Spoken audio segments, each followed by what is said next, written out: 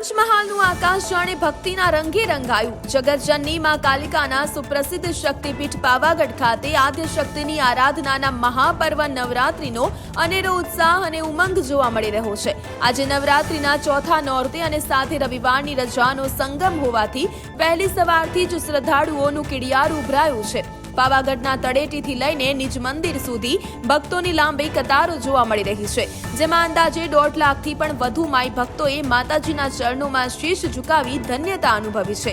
સમગ્ર મંદિર પરિસર અને તેમજ પાવાગઢના પહાડો જય માતાજી અને જય કાલિકાના ગગનભેદી નાદથી ગુંજી ઉઠ્યા છે।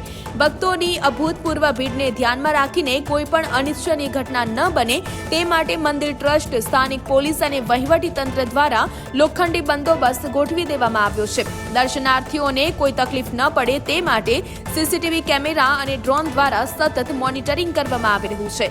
ભક્તિ અને શ્રદ્ધાના મહાકુંભમાં પાવાગઢ આજે સાક્ષાત શક્તિના ધામ તરીકે તેજસ્વી બની ઉઠ્યું છે।